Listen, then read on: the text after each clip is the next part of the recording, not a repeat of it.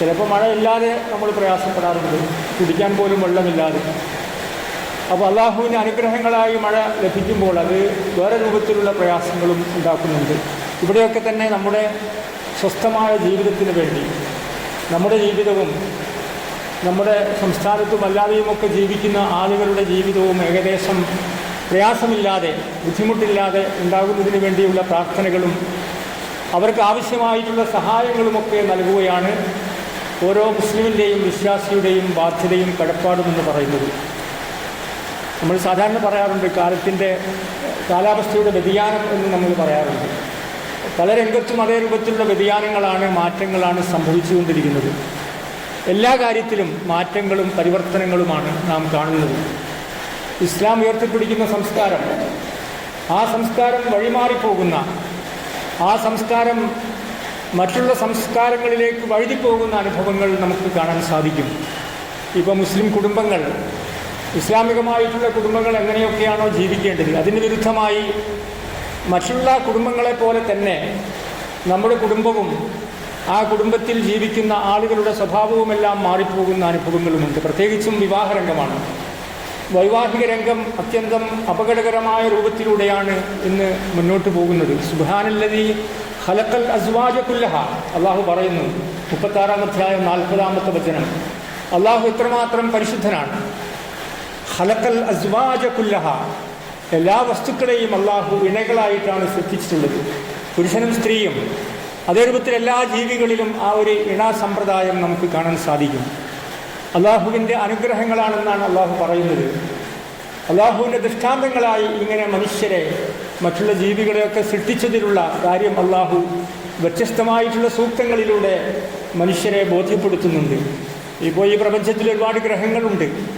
ആ ഗ്രഹങ്ങളെല്ലാം അതിൻ്റെ ഭ്രമണപഥത്തിലൂടെ എങ്ങനെ സഞ്ചരിച്ചുകൊണ്ടിരിക്കുന്നു, ഒന്നും കൂട്ടിമുട്ടാതെ. ഭൂമിയും ശുക്രനും ബുധനും വ്യാഴവുമെല്ലാം അതിൻ്റെ കാര്യങ്ങളാണെന്ന് നമുക്ക് കുട്ടികൾക്ക് പോലും അറിയാം. അത് അതിൻ്റെ സഞ്ചാരപഥത്തിലൂടെ കൃത്യമായി സഞ്ചരിച്ചു കൊണ്ടിരിക്കുന്നു. അതുകൊണ്ടാണ് ഭൂമി, ഈ ലോകം ഇങ്ങനെ കൃത്യമായി നിലനിൽക്കുന്നത്. ഏതെങ്കിലും ഒരു ഗ്രഹം അതിൻ്റെ നിശ്ചയിച്ച ഭ്രമണപഥത്തിലൂടെ അല്ലാതെ സഞ്ചരിക്കുമ്പോൾ അവിടെ കൂട്ടിമുട്ടലുണ്ടാകുന്നു, കുഴപ്പങ്ങളുണ്ടാകുന്നു, വ്യാപകമായിട്ടുള്ള നാശം ലോകത്ത് സംഭവിക്കുന്നു. അങ്ങനെ ലോകത്തിൻ്റെ അവസാനം സംഭവിക്കും. ആ സമയത്ത് ഇപ്പോൾ അള്ളാഹുവിൻ്റെ മഹത്തായ അനുഗ്രഹത്തിൽ അതൊക്കെ കൃത്യമായി തന്നെ പ്രകൃതി നിയമങ്ങളെ അനുസരിച്ച് കൊണ്ടാണ് മുന്നോട്ട് പോകുന്നത്. മനുഷ്യരും അങ്ങനെ തന്നെയാണ്. മനുഷ്യർ പ്രകൃതി നിയമങ്ങൾക്ക് അതിനെ മറികടന്നുകൊണ്ട് ജീവിക്കാൻ ആഗ്രഹിക്കുകയാണെങ്കിൽ, ജീവിക്കാൻ ആരംഭിക്കുകയാണെങ്കിൽ അത് മനുഷ്യ സമൂഹത്തിൻ്റെ കുഴപ്പമായി ഇസ്ലാം പരിഗണിക്കുന്നുണ്ട്. അപ്പോൾ പ്രകൃതിയുടെ നിയമങ്ങൾ ഭൂമിയുടെ സഞ്ചാരപഥങ്ങളിൽ മാത്രമല്ല, മനുഷ്യ ജീവിതത്തിൻ്റെ എല്ലാ ഘട്ടങ്ങളിലും ആ ക്രമവും ആ നിയന്ത്രണവും പാലിച്ചുകൊണ്ട് മുന്നോട്ട് പോകണമെന്നാണ് ഇസ്ലാം പഠിപ്പിക്കുന്നത്. അത് വെച്ചുകൊണ്ടാണ് ഖുർആൻ ഈ ഒരു കാര്യത്തെ സംബന്ധിച്ച് പറയുന്നത്. ഭൂമിയും ഗ്രഹങ്ങളുമൊക്കെ സഞ്ചരിക്കുന്ന കാര്യങ്ങൾ മുന്നിൽ വെച്ചുകൊണ്ട് മനുഷ്യ ജീവിതവും വൈവാഹിക ജീവിതവുമെല്ലാം ആ രൂപത്തിൽ കുഴപ്പങ്ങളില്ലാതെ മുന്നോട്ട് കൊണ്ടുപോകുവാൻ ആവശ്യമായിട്ടുള്ള പ്രവർത്തനങ്ങളിൽ വ്യാപൃതരാകണമെന്നാണ്. പലപ്പോഴും ആ ഒരു ഇണ സമ്പ്രദായത്തിൻ്റെ പകരം, വൈവാഹിക ജീവിതത്തിൻ്റെ പകരം സന്യാസം സ്വീകരിക്കുന്ന ആളുകളുണ്ട്. ഇസ്ലാമിൽ സന്യാസമില്ല എന്നാണ്. സന്യാസം എന്ന് പറഞ്ഞാൽ ഭൗതികമായിട്ടുള്ള കാര്യങ്ങളിൽ ഒക്കെ അകന്നുകൊണ്ട് വെറും ആരാധനകളും പൂജകളും മാത്രം നടത്തി ജീവിക്കുന്ന സമ്പ്രദായങ്ങളുണ്ട്. അതൊരിക്കലും ഇസ്ലാം അംഗീകരിക്കുന്നില്ല. ചില മതവിശ്വാസികൾ പോലും ആ രൂപത്തിൽ വിവാഹം ചെയ്യാതെ ദൈവദാസന്മാരായി ദാസികളായി ജീവിക്കുന്ന അനുഭവങ്ങളുണ്ട്. അത് പ്രകൃതിക്ക് വിരുദ്ധമാണ്, മതത്തിൻ്റെ അടിസ്ഥാന തത്വങ്ങൾക്ക് വിരുദ്ധമാണ്, അള്ളാഹുവിൻ്റെ നിയമങ്ങൾക്ക് വിരുദ്ധമാണ്. അങ്ങനെ ജീവിക്കുമ്പോൾ, ആ പ്രകൃതിയുടെ താല്പര്യങ്ങൾക്ക് വിരുദ്ധമായി ജീവിക്കുമ്പോൾ പലപ്പോഴും തെറ്റായിട്ടുള്ള രീതികളിലേക്ക് മനുഷ്യൻ്റെ പ്രകൃതിപരമായിട്ടുള്ള കഴിവുകളെ അടിച്ചമർത്തുമ്പോൾ സ്വാഭാവികമായും അങ്ങനെയുള്ള മതവിശ്വാസികളിൽ കൂടുതൽ നാം അങ്ങനെയുള്ള തെറ്റായിട്ടുള്ള പ്രവണതകളിലേക്ക് ആളുകൾ പോകുന്നതായി നമുക്ക് മനസ്സിലാക്കാൻ സാധിക്കുന്നു. അങ്ങനെയുള്ള കാര്യങ്ങളെല്ലാം തിരിച്ചറിഞ്ഞുകൊണ്ട് വിവാഹ രംഗത്ത് പ്രവേശിക്കണമെന്നാണ് ഇസ്ലാം പഠിപ്പിക്കുന്നത്. അന്നിക്കാഹു മിൻ സുന്നത്തി, വിവാഹം എന്നത് പ്രവാചകൻ പറയുകയാണ്, എൻ്റെ ചര്യയിൽപ്പെട്ടതാണ്. ഫമൻ റാഗിബ അൻ സുന്നത്തി ഫലൈസ മിന്നി, ആരെങ്കിലും അതിനോട് വിമുഖത കാണിക്കുകയാണെങ്കിൽ എനിക്ക് വിവാഹമൊന്നും ചെയ്യേണ്ടതില്ല എന്ന് അവരുടെ മാതാപിതാക്കൾ നിലപാടുകൾ സ്വീകരിക്കുകയാണെങ്കിൽ ആ വ്യക്തി അങ്ങനെ സ്വീകരിക്കുക, അവൻ എന്നിൽപ്പെട്ടവനല്ല. ബുഖാരി നിവേദനം ചെയ്ത പ്രവാചകന്റെ വചനമാണ്. അതുകൊണ്ട് ഭൂമിയിൽ വ്യാപകമായ കുഴപ്പങ്ങൾ ഉണ്ടാകുമെന്നാണ്. ഇദാ ഖതബ ഇലൈക്കും മൻ തള്ളൗന ദീനഹു, വഹുലുക്കഹു, നല്ല സ്വഭാവമുള്ള ഒരാൾ, ദീനിയായിട്ടുള്ള വലിയ തകരാറുകളുമൊന്നുമില്ലാത്ത ഒരാൾ നിങ്ങളെ വിവാഹം അന്വേഷിച്ച് വന്നാൽ, അപ്പോൾ നമ്മൾ ദീനും അങ്ങനെയുള്ള കാര്യങ്ങളൊന്നും പരിഗണിക്കുകയില്ല. പലപ്പോഴും അങ്ങനെയാണ് സംഭവിച്ചു കൊണ്ടിരിക്കുന്നത്. അവൻ്റെ കുടുംബത്തെപ്പറ്റിയും അവൻ്റെ ജോലിയെപ്പറ്റിയും അങ്ങനെയൊക്കെയുള്ള കാര്യങ്ങൾ നമ്മൾ അന്വേഷിക്കുക, അതൊക്കെ നല്ലത് തന്നെയാണ്. പക്ഷേ ഇസ്ലാമിൻ്റെ അടിസ്ഥാന തത്വം എന്ന് പറയുന്നത് ദീനിയായിട്ടുള്ള ഒരു ആൾ, മതപരമായിട്ടുള്ള നല്ല സ്വഭാവമുള്ള ഒരാൾ വിവാഹം അന്വേഷിച്ച് വന്നാൽ, അത് സ്ത്രീയാകട്ടെ പുരുഷനാകട്ടെ, ഫസബ്ബിജുഹു, നിങ്ങൾ അവൻ്റെ വിവാഹം ചെയ്ത് കൊടുക്കണം, അവളെ അവൻ്റെ വിവാഹം ചെയ്ത് കൊടുക്കണം, പരസ്പരമുള്ള ആലോചനകളിലൂടെ. ഇനി ഇതിനെ അങ്ങനെയൊന്നും ശ്രദ്ധിക്കാതെ അതൊക്കെ എങ്ങനെയെങ്കിലുമൊക്കെ അങ്ങോട്ട് പോകട്ടെ, നമുക്ക് നല്ല ആ രൂപത്തിലാണ് മുന്നോട്ട് പോകുന്നത്. ഇല്ലാ തഫ്അലൂഹു തകുൻ ഫിത്നത്തുൻ ഫിൽ അർളി വഫസാദുൻ അരീദ്. അങ്ങനെയൊക്കെ ആളുകളെ എല്ലാവരും അങ്ങനെ മുന്നോട്ട് പോകാൻ ആരംഭിച്ചാൽ വ്യാപകമായിട്ടുള്ള കുഴപ്പമുണ്ടാകും. മതത്തിനും ധർമ്മത്തിനും നീതിക്കും സൽസ്വഭാവങ്ങൾക്കും പരിഗണന നൽകാതെയുള്ള വിവാഹങ്ങൾ രാജ്യത്ത് വർദ്ധിച്ചു വരികയാണ്.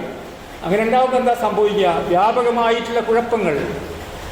അത് പ്രവാചകന്റെ വചനമാണ്. പ്രവാചകന്റെ വചനം അന്വർത്ഥമാക്കുന്ന വിധത്തിൽ നമ്മുടെ സമൂഹത്തിൽ വ്യാപകമായി കൊണ്ടിരിക്കുന്ന അരാജകത്വവും വൈവാഹിക രംഗത്ത് നാം കാണുന്ന തെറ്റായിട്ടുള്ള പ്രവണതകളും അത് രാജ്യത്തെ മലീമസമാക്കിക്കൊണ്ടിരിക്കുന്നു എന്ന് നമ്മൾ തിരിച്ചറിയുന്നു. അതുകൊണ്ട് ആ കാര്യത്തിലുള്ള അങ്ങേയറ്റത്തെ ബോധവൽക്കരണം ഇസ്ലാം ആഗ്രഹിക്കുന്നു. 4 കാര്യങ്ങൾക്ക് വേണ്ടിയാണ് വിവാഹം ചെയ്യപ്പെടാറുള്ളത്.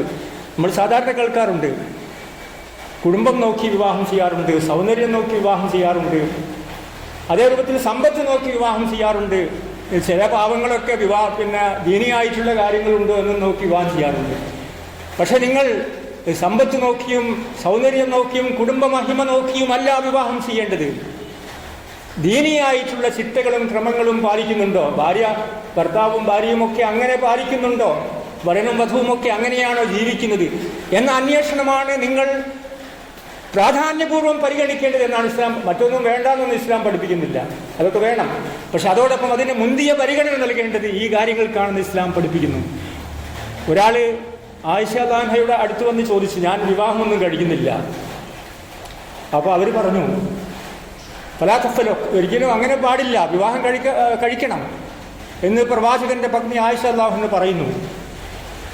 എന്നിട്ട് അവർ പറയുന്നു, അമാ സമഅ്തല്ലാഹു, അല്ലാഹു പറയുന്നതായി നീ കേട്ടിട്ടില്ലേ? അല്ലാഹു പറയുന്നു ഖുർആനിൽ, വലഖദ് അർസൽനാ റുസുലൻ മിൻ ഖബ്ലിക, നിനക്ക് മുമ്പുള്ള എല്ലാ പ്രവാചകന്മാരും അവരെ നാം അയച്ചിട്ടുണ്ട്. വജഅൽനാ ലഹും അസ്വാജൻ വദുരിയ, അവർക്കെല്ലാം ഇണകൾ ഉണ്ടായിരുന്നു, അവർക്ക് സന്താനങ്ങളും കുടുംബങ്ങളും ഉണ്ടായിരുന്നു. 13-ാം അധ്യായം 38-ാമത്തെ വചനം. ഇങ്ങനെയൊക്കെ വിവാഹത്തിന് തടസ്സമായി നിൽക്കുന്ന പല കാര്യങ്ങൾ നമ്മൾ സാധാരണ പറയാറുണ്ട്. ഒരു ജോലി ഇങ്ങോട്ടായിട്ടില്ല, അങ്ങനെ ദാരിദ്ര്യമാണ്, അങ്ങനെയുള്ള പ്രയാസങ്ങളും ബുദ്ധിമുട്ടുകളും പറഞ്ഞ് വിവാഹം നീട്ടിക്കൊണ്ടു പോകുന്ന ആളുകളുണ്ട്. അതിനെ സംബന്ധിച്ച് പരിശുദ്ധ ഖുർആൻ പറയുന്നുണ്ട്, ഈ യകൂനു ഫുഖറാഅ യുഗ്നിഹിമുല്ലാഹ്, നിങ്ങളങ്ങനെ വലിയ പ്രയാസങ്ങളാണെങ്കിൽ വിവാഹം കഴിച്ചാൽ ബുദ്ധിമുട്ടാണ്, എന്നാലും നിങ്ങൾ വിവാഹത്തിന് സന്നദ്ധമാകുന്നു എങ്കിൽ യുഗ്നിഹിമുല്ലാഹു മിൻ ഫദ്ലിഹി, 24-ാം അധ്യായം 32-ാമത്തെ വചനം. അള്ളാഹു അവൻ്റെ ഔദാര്യത്തിൽ നിന്ന്, അവൻ്റെ അനുഗ്രഹത്തിൽ നിന്ന് നിങ്ങളെ ഐശ്വര്യവാന്മാരാക്കും, നിങ്ങളെ സമൃദ്ധിയുള്ളവരാക്കും, നിങ്ങളെ സമ്പന്നതയിലേക്ക് അള്ളാഹു നയിക്കുമെന്നാണ്. നമുക്കറിയാം, അങ്ങനെ വളരെ പാവപ്പെട്ട ആളുകൾ വിവാഹം കഴിച്ചാൽ അത് മുഖേന അവരുടെ ജീവിതത്തിൽ അങ്ങേയറ്റത്തെ അനുഗ്രഹങ്ങൾ ഉണ്ടാകുന്നതായി നമുക്ക് അനുഭവമുണ്ട്. അതുകൊണ്ട് തന്നെ ആ ഒരു ദാരിദ്ര്യം ഭയന്ന് ആരും വിവാഹം കഴിക്കാതിരിക്കരുത് എന്നാണ്. അള്ളാഹു അവർക്ക് സമൃദ്ധിയും അനുഗ്രഹങ്ങളും വ്യത്യസ്തമായിട്ടുള്ള കൈവഴികളിലൂടെ അള്ളാഹു നൽകുമെന്നാണ് വിശുദ്ധ ഖുർആൻ നമ്മളെ പഠിപ്പിക്കുന്നത്. അതോടൊപ്പം തന്നെ സമൂഹത്തിൻ്റെ നമുക്കറിയാം, അതേ രൂപത്തിൽ സമൂഹത്തിനൊരു കെട്ടുറപ്പുണ്ടാകണമെങ്കിൽ, ഒരു ഭദ്രത ഉണ്ടാകണമെങ്കിൽ വിവാഹം ആവശ്യമാണെന്ന് നമുക്കെല്ലാവർക്കും അറിയാം. അല്ലെങ്കിൽ എല്ലാം താറുമാറായി പോവുകയും നഷ്ടത്തിലേക്ക്, തെറ്റായിട്ടുള്ള രൂപത്തിലേക്ക് ആളുകളും സമൂഹവും യുവാക്കളും യുവതികളും ഒക്കെ മാറിപ്പോവുകയും ചെയ്യുമെന്നാണ്. സലാസത്തുൻ ഹഖ്ഖുൻ അലല്ലാഹി ഔനുഹു, 3 വിഭാഗം ആളുകളെ സഹായിക്കേണ്ടത് അള്ളാഹുവിൻ്റെ ബാധ്യതയാണെന്ന് അള്ളാഹു സുബ്ഹാനഹു വ തആല നമ്മൾ അതിലൊന്ന് പറയുന്നത്, അന്നാക്കി യുരീദു അൻ യസ്തഫി, നല്ല പരിശുദ്ധി ആഗ്രഹിച്ചുകൊണ്ട്, ജീവിതത്തിൽ പരിശുദ്ധി ഉണ്ടാകണം, ജീവിതത്തിൽ നല്ല കുടുംബജീവിതം നയിക്കണം എന്നാഗ്രഹിച്ചുകൊണ്ട്, നേരെ വിവാഹം കഴിച്ചാൽ അവൻ്റെ സമ്പത്തൊക്കെ എനിക്ക് കിട്ടണം എന്നാഗ്രഹിച്ചുകൊണ്ടല്ല, നേരെ മറിച്ച് വളരെ പവിത്രമായിട്ടുള്ള ബന്ധമാണ് വിവാഹബന്ധമെന്ന് മനസ്സിലാക്കി അങ്ങേയറ്റത്തെ സൂക്ഷ്മതയോടെയും അങ്ങേയറ്റത്തെ ദീനീബോധത്തോടെയും വിവാഹിതരാകാൻ തയ്യാറാകുന്ന ആളുകൾക്ക് അവരെ സഹായിക്കേണ്ടത് അള്ളാഹുവിൻ്റെ ബാധ്യതയായി അള്ളാഹു പറയുന്നുണ്ട്. ആ ഒരു അള്ളാഹുവിൻ്റെ ബാധ്യത അവൻ നിർവഹിക്കും. നമ്മൾ ആ രൂപത്തിലൂടെ മുന്നോട്ട് പോവുക. പ്രത്യേകിച്ചും ഇന്നത്തെ കാലഘട്ടം ലിബറലിസമാണ്, സർവതന്ത്ര സ്വതന്ത്രവാദമാണ് പുതിയ യുവാക്കൾക്കും യുവതികളിലുമൊക്കെ വളർന്നു വരുന്നത്. സ്വന്തമായിട്ടുള്ള താല്പര്യങ്ങൾക്ക് വേണ്ടി മാത്രം മുൻഗണന നൽകും. മറ്റാതൊന്നും ആവശ്യമില്ല. വിവാഹം ആവശ്യമില്ല, മാതാപിതാക്കൾ ആവശ്യമില്ല, കുടുംബങ്ങൾ ആവശ്യമില്ല. ഞാൻ എൻ്റെ സ്വന്തം താല്പര്യങ്ങൾക്കനുസരിച്ച് ജീവിക്കും. ഞാൻ എൻ്റെ സ്വന്തം താല്പര്യങ്ങൾക്കനുസരിച്ച് ഇണയെ തിരഞ്ഞെടുക്കും, പെണ്ണിനെ തിരഞ്ഞെടുക്കുമെന്ന് ആണും ആണിനെ തിരഞ്ഞെടുക്കുമെന്ന് പെണ്ണും പറയുന്ന പുതിയ സമകാലിക പശ്ചാത്തലത്തിലാണ് നമ്മൾ ജീവിക്കുന്നത്. അങ്ങേയറ്റം ധ്രുവീകരണവും അങ്ങേയറ്റം തെറ്റായിട്ടുള്ള പ്രവണതകളും തടിച്ചു കൊടുക്കുന്ന അങ്ങേയറ്റത്തെ വർദ്ധിച്ചു വരുന്ന സമകാലിക സമൂഹത്തിലാണ് നമ്മൾ ജീവിക്കുന്നത്. അതുകൊണ്ട് ഈ കാര്യങ്ങളെ സംബന്ധിച്ചെല്ലാം അങ്ങേയറ്റത്തെ ശ്രദ്ധയോടുകൂടി ജീവിക്കുവാൻ നമുക്ക് സാധിക്കണമെന്നതാണ്. പ്രത്യേകിച്ചും ഇസ്ലാമിൻ്റെ ഈ ഒരു പ്രധാനപ്പെട്ട കാര്യമെന്ന് പറയുന്നത് പുതിയ തലമുറകളെ ഉൽപ്പാദിപ്പിക്കുക എന്നുള്ളത് തന്നെയാണ് വിവാഹത്തിൻ്റെ ഒരു പ്രധാനപ്പെട്ട ലക്ഷ്യം. ഇപ്പോൾ ചില മതവിശ്വാസികളൊക്കെ വിവാഹം കഴിക്കാതെ ജീവിക്കുന്നു. അവരെങ്ങനെയാണ് ഉണ്ടായിട്ടുള്ളത്? വിവാഹം ആവശ്യമില്ല എന്ന് പറയുന്നവർ എങ്ങനെയാണ് ലോകത്തുണ്ടായിട്ടുള്ളത്? അവരുടെ മാതാപിതാക്കൾ ഉള്ളത് കൊണ്ടാണ് എന്നവർ മനസ്സിലാക്കുന്നില്ല. നമ്മുടെ മാതാപിതാക്കൾ ഉള്ളത് കൊണ്ടാണ് നമ്മൾ ഉണ്ടായിട്ടുള്ളത്. അങ്ങനെ വിവാഹം ആവശ്യമില്ലെന്ന് പറഞ്ഞ് എല്ലാവരും ആ രൂപത്തിലേക്ക് ചില രാജ്യങ്ങളൊക്കെ അങ്ങനെ ഉണ്ടായിരുന്നു. ചില വൻകിട രാഷ്ട്രങ്ങൾ ഞങ്ങളാണ് ഏറ്റവും നല്ല രാഷ്ട്രങ്ങളെന്ന് പറയും. പക്ഷെ അവർ ഈ രംഗത്ത് സന്താന നിയന്ത്രണങ്ങൾ ഏർപ്പെടുത്തി. അപ്പോൾ അവർക്ക് സംഭവിച്ചത്, അവർക്കിപ്പോൾ ഏതെങ്കിലും സന്താനങ്ങൾ 2, 3, 4 ഒക്കെ ഉണ്ടാകണമെന്ന് പറയുകയും അതിന് പ്രോത്സാഹനം നൽകുകയും ചെയ്യുന്ന രൂപത്തിലേക്ക് അവർ എത്തിപ്പെട്ടു എന്നതാണ്. നിങ്ങൾക്ക് ലോകത്തിലുള്ള സംഭവങ്ങൾ വായിച്ചാൽ അറിയാം. ആ രൂപത്തിൽ ഇസ്ലാം പഠിപ്പിക്കുന്ന എല്ലാ വിഷയങ്ങളെയും, പ്രത്യേകിച്ച് രണ്ടാമത് പറയുന്നത് വിശുദ്ധമായിട്ടുള്ള ജീവിതം നയിക്കുക എന്നതാണ്. പ്രത്യേകം നമുക്കറിയാം, ലൈംഗികമായിട്ടുള്ള അരാജകത്വം അങ്ങേയറ്റം പ്രയാസകരമായി തീരുന്ന കാലഘട്ടമാണിത്. ക്യാൻസർ മാത്രമല്ല, അതേ രൂപത്തിൽ മനുഷ്യ ലൈംഗികമായിട്ടുള്ള രോഗങ്ങൾ, എയ്ഡ്സ് പോലെയുള്ള മാരകമായിട്ടുള്ള രോഗങ്ങൾക്ക് അടിമകളാകുന്ന, പുരുഷനും മതിയെന്ന് പറയുന്ന ആളുകളുണ്ട്. സ്ത്രീകൾക്ക് സ്ത്രീകൾ തന്നെ മതിയെന്ന് പറയുന്ന പുതിയ യുവാക്കളും യുവതികളും രംഗത്ത് വരുന്നുണ്ട്. അത് പ്രകൃതി വിരുദ്ധമാണ്, മതത്തിൻ്റെ വിരുദ്ധമാണ്, ധാർമ്മികതയ്ക്ക് വിരുദ്ധമാണ്, ഇസ്ലാമിക നിയമ സംഹിതകൾക്ക് വിരുദ്ധമാണ്. അങ്ങനെയൊക്കെ പുതിയ തലമുറകൾ മുന്നോട്ട് പോകുമ്പോൾ അങ്ങേയറ്റത്തെ ശ്രദ്ധയോടുകൂടി നിയന്ത്രണങ്ങൾ പാലിച്ചുകൊണ്ട് എല്ലാ വ്യക്തികളും കുടുംബങ്ങളും മാറി ഇസ്ലാമിക രൂപത്തിലേക്കും ആദർശത്തിലേക്കും തിരിച്ചു വരിക എന്നത് മാത്രമാണ് സമകാലിക സമൂഹം നേരിടുന്ന എല്ലാ പ്രശ്നങ്ങൾക്കുമുള്ള പരിഹാരമെന്ന് നമ്മളെല്ലാവരും മനസ്സിലാക്കണം.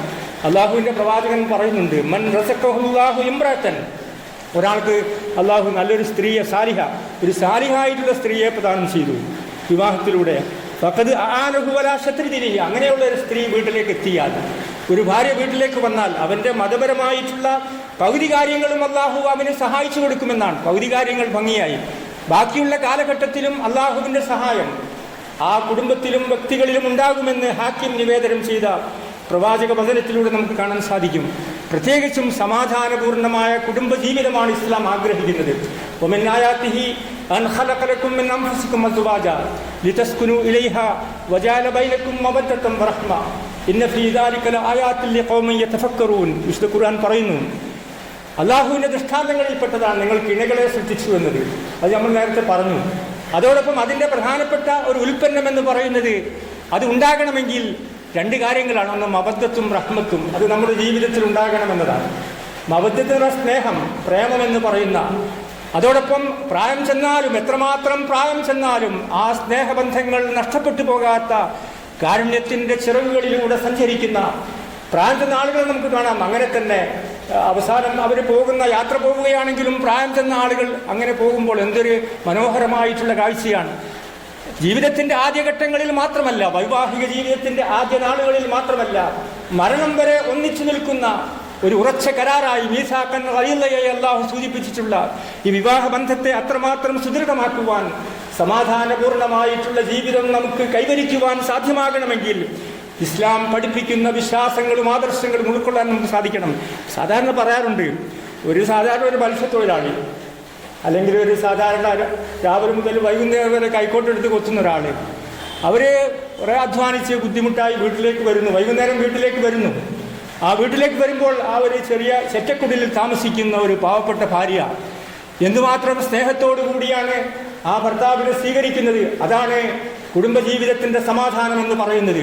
വേറെ ചില ആളെ പറ്റി പറയാറുണ്ട്, വലിയ മുതലാളിയാണ്, സമ്പന്നനാണ്, രാവിലെ വീട്ടിൽ നിന്ന് പോകും, കാറിലാണ് പോകുന്നത്, വലിയ ജോലിയാണ്, വലിയ ബിസിനസ്സാണ്. അങ്ങനെ വൈകുന്നേരം തൻ്റെ ബാഗിൽ ലക്ഷക്കണക്കിന് ഉറുപ്പികയുടെ നോട്ടുമായി അയാൾ തിരിച്ചു വരുന്നു വീട്ടിലേക്ക്. പക്ഷേ വീട്ടിലെത്തുമ്പോൾ ഭാര്യയൊന്നും മുമ്പിലൊന്നുമില്ല, ഒരു ചായ കുടിക്കാൻ ആളില്ല, ഒന്ന് സ്വീകരിക്കാൻ ആളില്ല.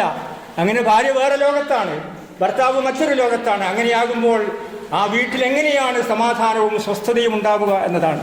പാവപ്പെട്ട കുടിലുകളിലുള്ള സന്തോഷവും സമാധാനവും വലിയ വലിയ മണിമന്ദിരങ്ങളിൽ, കൊട്ടാര സദൃശമായ ഭവനങ്ങളിൽ ഉണ്ടാകുന്നില്ല എന്ന ഏറ്റവും ഭീകരമായിട്ടുള്ള അവസ്ഥാ വിശേഷത്തെ സംബന്ധിച്ച് നമ്മൾ ആലോചിക്കുകയും ശ്രദ്ധിക്കുകയും ചെയ്യേണ്ടതുണ്ട്. പ്രവാചക തിരുമേനി സല്ലല്ലാഹു അലൈഹി വസല്ലമ പറയുന്നുണ്ട്, ഒരു നല്ല സമ്പത്ത്, ആ സമ്പത്ത് ചെലവഴിക്കാതിരിക്കുന്ന ആളുകൾക്കൊക്കെ നല്ല ശിക്ഷയുണ്ടാകുമെന്ന് പ്രവാചകൻ പഠിപ്പിക്കുന്നുണ്ട്. ഒരു സൂക്തം ഇറങ്ങിയപ്പോൾ സഹാബികൾ ചോദിച്ചു, ഞങ്ങൾക്ക് ധനമൊക്കെ ഒരുപാട് ഉണ്ടായാൽ സമാധാനം ഉണ്ടാവുകയില്ലല്ലോ, അപ്പോൾ ഞങ്ങൾ എന്താണ് ചെയ്യേണ്ടത്? അപ്പോൾ പ്രവാചകൻ പറയുന്ന മറുപടി, നിങ്ങൾ നല്ല ഒരു ഇണയെ സമ്പാദിക്കൂ എന്നാണ്. നല്ലൊരു ഭാര്യയെ നിങ്ങളുടെ വീട്ടിലേക്ക് വിവാഹത്തിലൂടെ കൊണ്ടുവരാൻ നിങ്ങൾക്ക് സാധിക്കുകയാണെങ്കിൽ എല്ലാവിധ ഭൗതിക സാഹചര്യങ്ങളെക്കാളും നിങ്ങൾക്ക് അഭികാമ്യമായിട്ടുള്ളത്, നിങ്ങൾക്ക് അനുകൂലമായിട്ടുള്ളത്, നിങ്ങൾക്ക് ഏറ്റവും ഹൃദ്യമായിട്ടുള്ള അനുഭവം എന്ന് പറയുന്നത് ആ നല്ല അടുക്കും ചിട്ടയുമുള്ള വീട്ടിൽ, അതേപോലെ സ്നേഹബന്ധങ്ങളെ അരക്കിത്തുറപ്പിക്കുന്ന അങ്ങേയറ്റത്തെ ഊഷ്മളമായിട്ടുള്ള ബന്ധമാണ് ആ വീട്ടിലുള്ളതെങ്കിൽ അവിടെ ഏറ്റവും പ്രധാനപ്പെട്ട ഇസ്ലാമിക നിർദ്ദേശം നമുക്ക് മനസ്സിലാക്കാൻ സാധിക്കും. ഖൈറുൻ നിസാ ഇംറഅത്തുൻ, സ്ത്രീകളുടെ കൂട്ടത്തിൽ ഏറ്റവും നല്ലൊരു സ്ത്രീ എന്ന് പറഞ്ഞാൽ ഇദാ നദർത ഇലൈഹ, സ്ത്രീയെ പറ്റിയാണ് പറയുന്നത്, പക്ഷേ പുരുഷനും ബാധകമാണ്. തൻ്റെ ഭർത്താവ് ഭാര്യയിലേക്ക് നോക്കിയാൽ അങ്ങേയറ്റ സന്തോഷം കാണും. ഭാര്യ ഭർത്താവിലേക്ക് നോക്കിയാലും ആ സന്തോഷം കളിയാടുന്ന സ്നേഹമസൃണമായ പെരുമാറ്റങ്ങൾ കൊണ്ട് വീടുകൾ മനോഹരമാക്കുന്ന ഭാര്യയും ഭർത്താവും തമ്മിലുള്ള ഊഷ്മളമായ ബന്ധമാണ് ഇസ്ലാം ഉയർത്തിപ്പിടിക്കുന്നത്. ഒന്നതാണ് പറയുന്നത്. രണ്ടാമത് വൈദ അമർത്തഹാത്താക്കുക, എന്തെങ്കിലും ഒന്ന് ഭർത്താവ് അവളോട് പറഞ്ഞാൽ, ഇനിയിപ്പം ഭാര്യ ഭർത്താവിനോട് പറഞ്ഞാലും നമുക്ക് അങ്ങനെ പറയാം, അവർ പരസ്പരം ഇഷ്ടപ്പെടുന്ന, പരസ്പരം സ്നേഹിക്കുന്ന ബന്ധങ്ങളെ അരക്കിട്ടുറപ്പിക്കുന്ന വിധത്തിൽ അങ്ങോട്ടും ഇങ്ങോട്ടും കാര്യങ്ങൾ കൽപ്പിക്കുകയും അതനുസരിക്കുകയും ചെയ്യുന്ന ഭാര്യാഭർത്താക്കന്മാരാണെങ്കിൽ, അങ്ങനെയുള്ള സ്ത്രീകളാണ്, പുരുഷന്മാരാണ് ഏറ്റവും കൂടുതൽ ഉത്തമന്മാരായിട്ടുള്ളത് എന്ന് അള്ളാഹുവിൻ്റെ പ്രവാചകൻ പഠിപ്പിക്കുന്നു. ഇതിപ്പോൾ ഭർത്താവ് ഇവിടെ ഇല്ല, ഗൾഫിലാണ്. അദ്ദേഹം ബുദ്ധിമുട്ട് അനുഭവിച്ച് വിയർപ്പൊഴുക്കി അധ്വാനിക്കുകയാണ്. കുഞ്ഞുങ്ങളെ നോക്കാൻ, വീട് പരിപാലിക്കുവാൻ, ഭാര്യയെ നോക്കാൻ, അവർക്ക് ആവശ്യമായിട്ടുള്ള സൗകര്യങ്ങൾ. അപ്പോൾ ഭാര്യ ഇവിടെ വെച്ചിട്ട് ഹഫ്ലത്തുക ആ ഭർത്താവിനെ സംബന്ധിച്ചിടത്തോളം ശ്രദ്ധിക്കുകയും ആ ഭർത്താവിൻ്റെയും തൻ്റെയും പാതിവൃത്യം സംരക്ഷിക്കാൻ ആവശ്യമായിട്ടുള്ള പ്രവർത്തനങ്ങളിൽ ഏർപ്പെടുകയും ചെയ്യുന്നതിന് പകരം ഭർത്താവിനെ വഞ്ചിക്കുകയും ഭർത്താവ് അയച്ചു കൊടുക്കുന്ന എല്ലാ നാണയത്തുട്ടുകളും സമ്പത്തും തെറ്റായിട്ടുള്ള രൂപത്തിലേക്ക് വിനിയോഗിക്കുകയും ചെയ്യുന്ന കുടുംബങ്ങളായി മുസ്ലിം കുടുംബങ്ങൾ മാറിപ്പോകുന്നതിനെ അങ്ങേയറ്റത്തെ ശ്രദ്ധയോടുകൂടി വീക്ഷിക്കുകയും അങ്ങനെയുള്ള എല്ലാ അപരാധങ്ങളിൽ നിന്നും, തെറ്റുകുറ്റങ്ങളിൽ നിന്നും നമ്മുടെ സ്ത്രീകളും നമ്മുടെ പുരുഷന്മാരും നമ്മുടെ കുടുംബങ്ങളുമെല്ലാം മാറി നിന്നുകൊണ്ട് ആ സ്ത്രീയുടെ പാതിവൃത്യവും ആ സ്ത്രീയുടെ ശരീരവും സംരക്ഷിക്കുകയും അതോടൊപ്പം ഭർത്താവിനോടുള്ള ബഹുമാനവും ആദരവും അങ്ങേയറ്റം പ്രകടിപ്പിക്കുകയും ചെയ്യുന്ന രൂപത്തിൽ ഇസ്ലാമിക കുടുംബങ്ങളെ മാറ്റിയെടുക്കുവാൻ വിവാഹബന്ധത്തിലൂടെ നമുക്ക് സാധിക്കും. അതിന് അല്ലാഹു സുബ്ഹാനഹു വ തആല നമുക്കെല്ലാവർക്കും തൗഫീഖ് നൽകി അനുഗ്രഹിക്കുമാറാകട്ടെ.